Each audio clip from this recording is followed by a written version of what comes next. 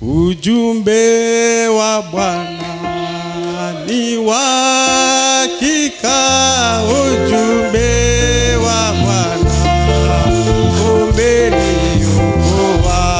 Ujumbe wa Bwana ni wa hakika, ujumbe wa Bwana umeniokoa. Ujumbe